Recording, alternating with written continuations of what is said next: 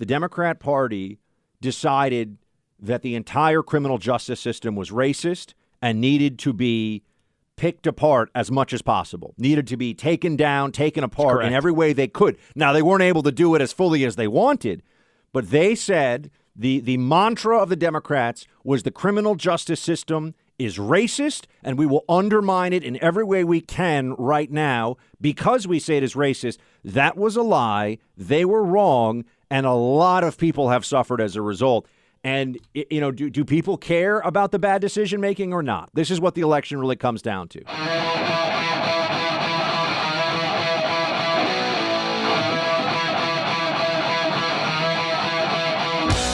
The big story here that is now we are 42 days out, Buck. 6 weeks from today, we will officially have arrived at the midterms. And what is becoming increasingly clear is people may be dealing with 40-year high inflation. The border is a mess. Your kids are in schools that may be teaching them things that you think are crazy, and you may still be angry over the COVID shutdowns in general and the fact that you were, many of you, forced to get a COVID shot to keep your jobs. Maybe your kids were forced to get those shots to be able to go to college, to be able to keep their jobs. So here's the deal.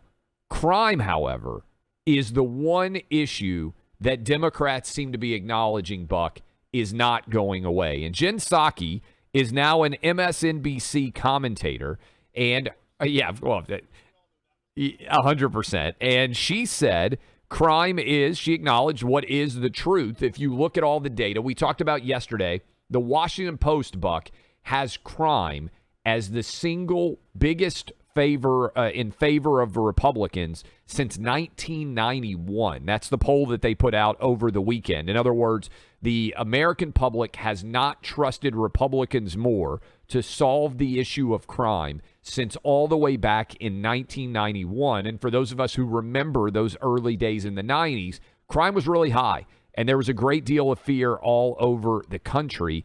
And here is Jen Psaki acknowledging crime is a huge vulnerability for Democrats right now in the midterms. If it is a referendum on the president, they will lose, and they know that. They also know that crime is a huge vulnerability for Democrats. I would say one of the biggest vulnerabilities. Now, what's funny, Buck, to me here, remember when Jen Psaki was saying, soft on crime, what does that even mean? On Fox News, she came out. Now suddenly she's at MSNBC, and she's acknowledging what we have been telling everybody for a long time. Crime's a big deal all over the country. Well, the numbers are inescapably bad, obviously bad. Everyone can tell just by looking at the increases you've seen in crime. And I think it's important to keep reiterating for everybody, not just in cities, a lot of, and not even just in suburbs. In fact, on a relative basis, even a lot of rural areas have seen substantial increases. You know, if you're in a rural county that is used to having 2 murders a year and you just had 6 and now you've had 8, that's a relatively major increase because murders, it's hard to hide bodies. People pay attention to murders. And so that's a statistic that often indicates greater criminality, right? When you see an increase in murders, generally speaking, there's also more theft, larceny, assault, everything, right? It's usually a leading indicator of other deterioration in a criminal justice sense.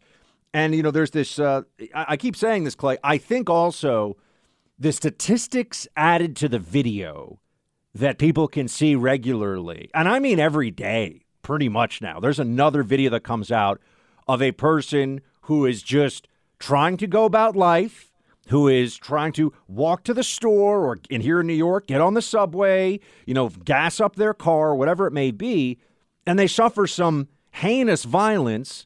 And it's not heinous violence from somebody who just had a bad day and had led a life of probity, decency, and was law-abiding previously.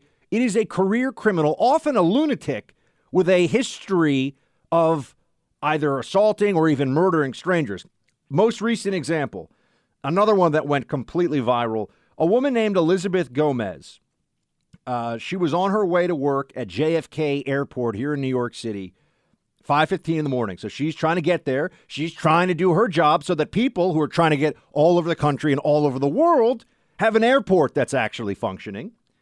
and she was in the subway. There are cameras everywhere, right? And just keep in mind, everyone, they don't care. The criminals don't care that they're going to be videotaped because they're going to be out in a couple of hours anyway. What is it? Why are they scared of that? Also, Buck, they're often wearing masks still because we've set the presumption that you can wear a mask, meaning it's really hard to even identify who these people are. I have said this all along. Masking has always been an issue of public safety. Facial recognition, not just by cameras, by human beings, is essential to security. There were actually jurisdictions where they banned, unless you needed it for your job, you're doing carpentry or something, you're not allowed to just walk around wearing a mask because of the obvious security implications, but also the psychological implications of not having to actually show your face. So Gomez was on her way, and she was attacked by Wahid Foster.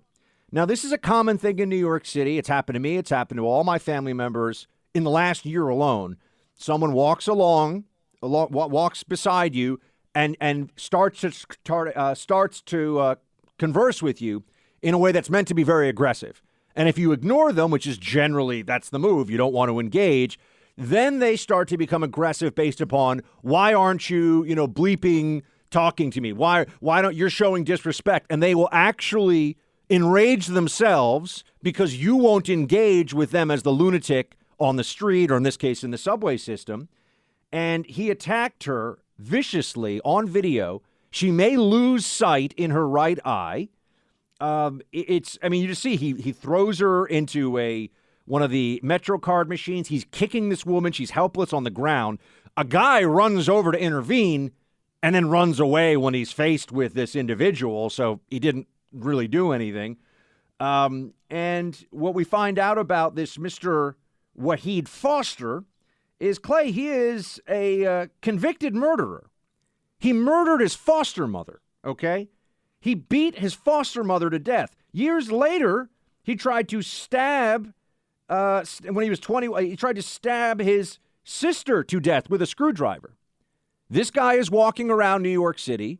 He was walking around a free man. He is again somebody who will be a free man. He was on parole in November 2024. He had been at the Creedmoor Psychiatric Center. I actually used to play sports on these fields right next to Creedmoor, and everybody would look at that and say, it's for the criminally, often people held there are criminally insane. Not everybody, but a lot of them. And you just wonder, at what point are we in Gotham and Arkham Asylum has been emptied out and we're all suffering and we need Batman? I mean, you sit around, you wonder, when are they actually going to wake up and do something about this? And this is resonant for many of you out there. You may not be in New York City. You may not be getting on the subway. But in your city or your community, wherever you may be, there is a story like this that you have heard of a completely innocent person, oftentimes a woman, who has no threat whatsoever that she is bringing to bear on anyone.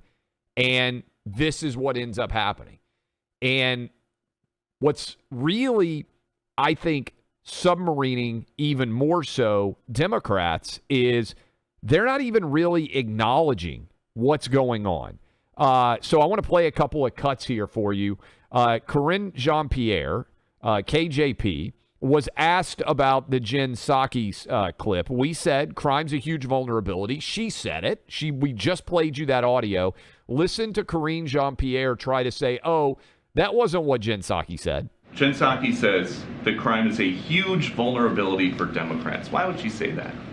So, again, I can't do electoral politics from here, as you know, but I don't agree with your characterization of what she actually said.